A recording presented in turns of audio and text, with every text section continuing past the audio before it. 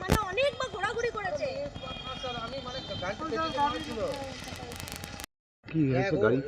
গাড়ি আমি বাড়ির সামনে রেখেছিলাম, একটা মাল ছিল পেটির মধ্যে, দিয়ে বাড়িতে ঢুকেছিলাম।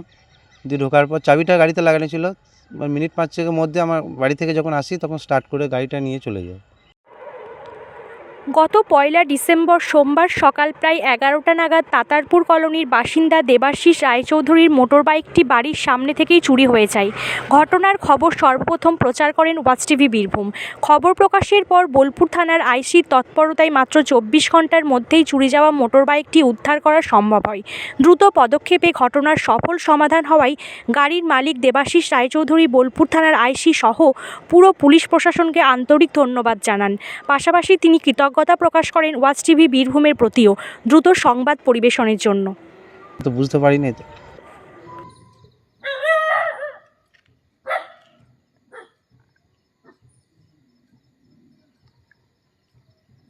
শুনলাম আপনি গাড়িটা উদ্ধার হয়েছে, আপনি কি বলবেন?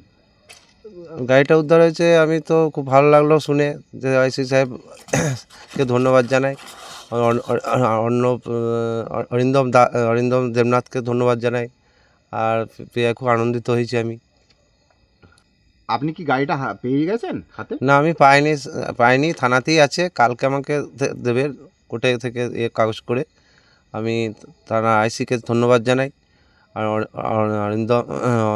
অরিন্দম দেবনাথকে ধন্যবাদ জানাই, ওয়াচ টিভিকে ধন্যবাদ জানাই। সবারই কাছে আমি খুব আনন্দিত, একটা ছোট্ট ব্যবসা করে করি। আপনি কখন খবর পেলেন যে গাড়িটা রিকভারি হয়েছে? আমাকে আমি সন্ধ্যের দিকে গিয়েছিলাম, আমাকে যেতে বলেছিল সন্ধ্যের দিকে খবর করতে। কখন শুনলেন আপনি? আমি সন্ধ্যের দিকে গিয়ে খবর পেলাম যে গাড়িটা আজকে? হ্যাঁ, আমি না, কালকে রাত্রের দিকে এসেছিলো। সেটা বলুন। কালকে রাত্রে 10টার সময় স্যার এসেছিলো, দিয়ে তো আমাকে বলেছিল দেখা করতে সন্ধ্যের দিকে থানাতে, কাগজ নিয়ে আমি গিয়েছিলাম। এই খবর। আপনি কতটা আনন্দিত এই যে গাড়িটা ফিরে পেলেন? খুবই আনন্দিত আমার কাছে, আগে একটা তো গিয়েছে, সেইভাবে খুব আনন্দিত আমি। আপনার নাম তো দেবাশিস রায়চৌধুরী? হ্যাঁ, দেবাশিস রায়চৌধুরী।